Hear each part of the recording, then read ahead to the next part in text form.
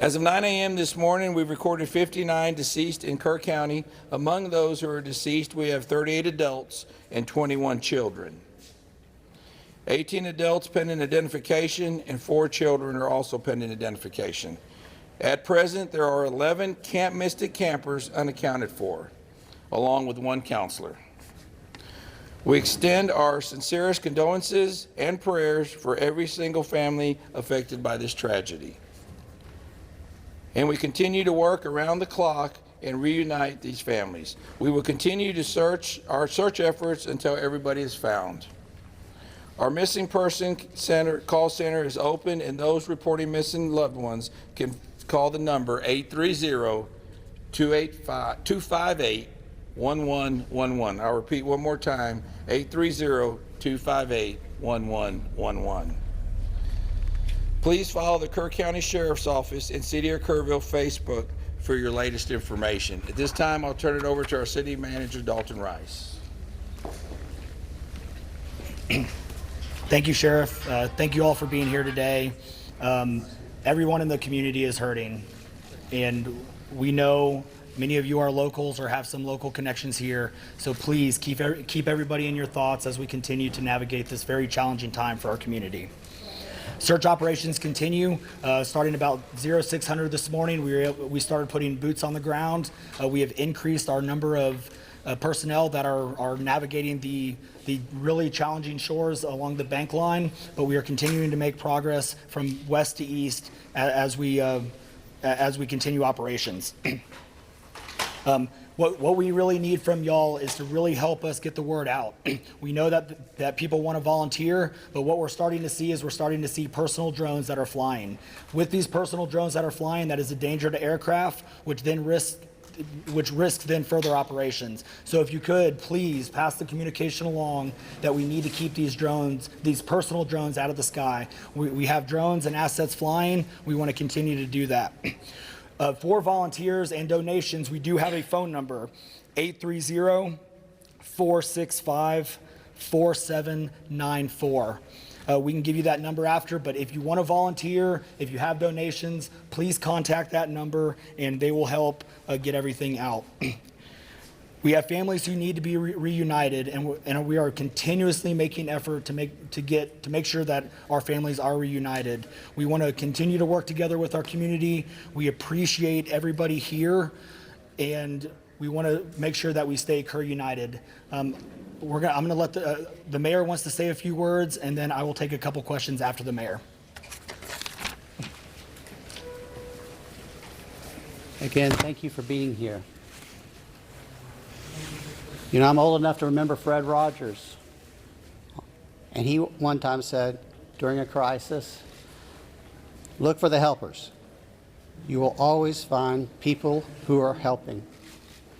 In Kerrville, those helpers are the city staff, county personnel, state agencies, and federal agencies. The entire Kerrville City Council is on site today. We're doing everything we can. Let me repeat something I said yesterday. In our Emergency Operations Center, it's not a bunch of different teams. It's one team. Our goal is to rescue those in peril and find those who are lost. If you are interested in donating to help those families who've been affected, you can visit the Community Foundation of the Texas Hill Country. They've set up a portal for donations, and I understand our community, our state, and the world have been responding. Thank you. Kerrville's branch of the Salvation Army has been designated as our official partner for volunteer coordination and in-kind donations. They can be reached at a number very similar to what you just heard, 830-465-4797. Also, we have a website for volunteers to register, a different website. It's tcr.communityos.org. It's important to follow the City of Kerrville's Facebook page for updates. If you follow social media and are interested in such things, I may be too old to tell you this, but there is a hashtag. It's hashtag Kerr United. That's what we are. We're united to help those who are grieving and to find those who are lost. And now we'll open up to questions. I cannot answer operational questions, but I'm going to ask the city manager to come back up. I'm not sure who can answer this, but we just talked with business owners who are very concerned, not only for themselves, but also for employees, about how are they going to pay their mortgage, how are they going to pay their electricity. They've been having people reach out to them about their bills, and they're terrified that in the middle of all this, they're going to get cut off or evicted. We are working through everything right now. Currently our biggest focus is to making sure that we get families reunited with their loved ones. And so we are not going to stop until we are able to get those families reunited. Mr. Rice, Louis just a Inslee. question for both you and the sheriff. There appears to be a massive operation now in Center Point. Is that where we're seeing bodies recovered at this moment? We are seeing bodies recovered all over, up and down. So as we make our way east to west, we have the entire pretty much span of operations. We broke it down into grids so we can recover those bodies. So yes, it is a full operation. Mr. Rice. One more question. Yeah, well, one of the questions that still hasn't been answered 3 days into this is despite TDEM's warning on July 2nd and July 3rd that something like this could have happened, that the threat existed, why that information didn't get down to the camps and why they weren't evacuated. Can you answer that now? That is a great question, but again, we want to make sure that we continue to focus. We still have 11 missing children that we want to get reunited with our families. Until we can get reunited with their families, we are not going to stop. We are not going to stop until we do. So, thank you. One quick follow-up question, sir. Was any emergency alert given out on the 4th, that morning of? Did anyone get any alert? We have been listening to officials here in Kerr County, Texas. We just heard there from the sheriff, the mayor, and the city manager. Clearly the news that no one wanted to receive. The death toll, as was anticipated, rising here in Central Texas as a result of historic floods. We just learned there from the sheriff, Larry Latha, that 21 children have now been confirmed killed just here in Kerr County, along with 38 adults. That brings the death toll just in Kerr County alone to 59. 59 people, and across the state of Texas, that number is actually higher. It's closer to at least 67, given a number of deaths in neighboring counties. The sheriff there also revealing that a dozen plus adults that they've recovered, cadavers that they've recovered, remain unidentified, as well as some 4 children. They are hoping to get them identified to allow their loved ones to learn of what happened. We've also heard from the sheriff that here at Camp Mystic, 11 campers at this all-girls camp remain missing. They are young children, some as young as 9 to 10 years old. We also understand that 1 counselor is unaccounted for, so a dozen people from Camp Mystic still unaccounted for. Again, just a devastating update there from officials here in Kerr County. 59 people, and that death toll again is expected to rise. Notably, as they were speaking, we could hear thunder here behind us, and it has started pouring again. Slower now than it was earlier this morning, but we are anticipating more rain, and that of course makes things more difficult for rescue crews. We understand that something like 400 first responders are now on the scene, along with dozens of boats, canines, and air support as well. There was a question about how people in this area were not alerted sooner that this wall of water up to 24 feet from Guadalupe River was heading in their direction. Officials there saying that they didn't want to get into the details at this point, that those were valid questions that they would look forward to answering, but they said that they didn't want to go that direction as family members are out there still trying to figure out what happened to their loved ones. Let's go ahead and go back to Jason Pack. He's a former FEMA External Affairs Officer, retired FBI supervisory agent. Jason, wondering what you made of the comments that you heard there. Well, it's definitely tough news to hear, but from a crisis communication standpoint, they're out there trying to give you the latest that they know. We talked earlier, Boris, about those grid searches they were doing. They confirmed they were doing those in the whole swath of the Guadalupe, not just in Kerr County, but all the way down the length of where the flooding happened. So you have that piece of information.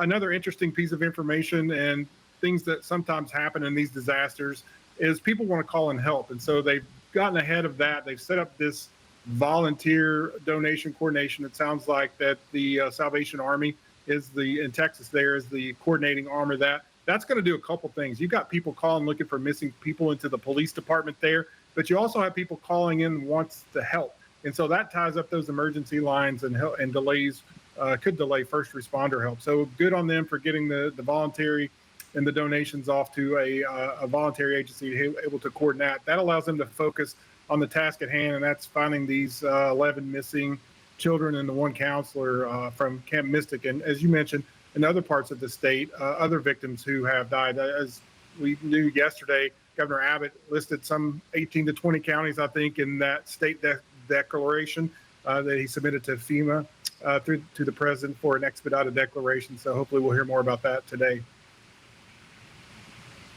Jason, thank you so much for giving us your thoughts on this. We're continuing to track the breaking news from here in Hunt, Texas, in Kerr County, where officials have just given us an update on the number of fatalities as a result of historic flooding that hit the area some 48 hours ago. Officials updating us the death toll now at 59 in Kerr County, approximately 67 fatalities across the state of Texas, including 21 children, 11 campers that remain missing here at Camp Mystic, along with one counselor. The effort to find them is underway right now.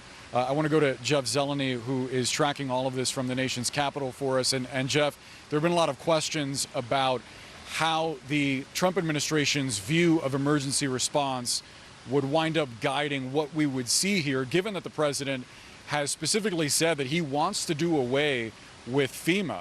And if there isn't a federally guided response to disasters like this, it's unclear exactly what a local response would look like. Right now, obviously, the priority is finding any signs of life. Nevertheless, there are a lot of questions about the resources that are going to be available to these communities to help in that process. Boris, there are many questions, and the Trump administration is just beginning to answer those. As the local officials there were updating us on the latest death toll, the president posted on Truth Social that he has just signed that federal disaster declaration. I'll read just a part of it. He said, "I just signed a major disaster declaration for Kerr County, Texas, to ensure our brave first responders immediately have the resources they need." He goes on to say these families are enduring an unimaginable tragedy with many lives lost, many still missing. But Boris, you are right. The central questions here that the Trump administration is going to see in real time, the plans that he's been talking about for several months, and that is effectively eliminating the FEMA program and giving some of the funding to states to handle this locally. That is adding one more thing, if you will, onto their plate. The big bill that was passed this week that is now signed into a law is already handing some Medicaid provisions, some food assistance programs onto the states. So this is one more thing in terms of emergency disaster relief. And central questions also are facing the administration for many other disaster areas. There was a disaster a few months ago in Arkansas that initially was not granted federal funding. Then it was some questions in Missouri from some funding. So many local officials have been wondering how the Trump administration is going to respond. But in this case, the president almost immediately signing that disaster declaration, which really unlocks federal funds. So we are certainly going to see in the coming hours and days the administration respond to this. The Homeland Security Secretary, Kristi Noem, is on the ground there in Texas. We will see if the president decides to take a trip. At this moment, he is spending his holiday weekend at his golf resort in Bedminster, New Jersey, but I'm told he's keeping an eye on these developments. But again, now with that the disaster declaration in, there are questions after the recovery and the search and rescue mission ends. Many questions for this administration. There's no question, Boris. Yeah, certainly breaking with the last 40 years or so of emergency management, at least from a federal perspective. Right. Jeff Zeleny, thank you so much. I want to bring in meteorologist Tyler Malden. Tyler, we were speaking this morning about the forecast and how there is rain coming to this area. We've seen it in bands coming. We also heard significant thunder strikes as well. Talk to us about where things stand right now in the forecast. Is there still a risk at this hour for these crews that are frantically trying to find any sign of life? We still have the risk for additional showers and thunderstorms in the area, Boris. We have a flood watch in effect for the area until early afternoon. In addition, we do have those showers and thunderstorms meandering around, one of which just impacted you. We are going to see more of that to come as we begin to see breaks in the cloud cover. We see the thermometer rise and we reach our afternoon high of 90 to 92 degrees. Boom, you get those thunderstorms during the heating of the day. We are going to press repeat for tomorrow, and it's not until probably Tuesday, Boris, that finally some drier air comes in and we can say goodbye to this rain machine. And Tyler, there's something counterintuitive here about how all of this happened, because Texas had been going through significant drought, or at least drought conditions, before the storms that caused this arrived. How did that contribute to the flooding? You're right, it is counterintuitive because you would think that an area that is extremely dry, is in an exceptional drought, really needs that water and would soak up the water. But actually the opposite happens when you have an area that is as dry as central Texas has been. When the soil is this arid, it essentially acts like concrete. It's not porous, it doesn't want to soak in the water. Instead, the water sits on top of that dry land as if it is concrete. So it has a hard time soaking up water. And when you do have an exceptional drought, it only takes a couple of inches to cause standing water. Therefore, when we start talking about approximately a foot of rainfall over just a few hours, that of course is going to lead to some historic flooding. Tyler Malden, thank you so much for breaking that down for us. Jeff, as we await word on any potential rescues, as the Lieutenant Governor here in Texas put it, any potential miracles, we are waiting to find out if we'll see a visit from President Donald Trump. Obviously would be in line given the size and scale of this disaster. There's no doubt, Boris, we will certainly be watching for that. And in any case, the administration is certainly following this very carefully.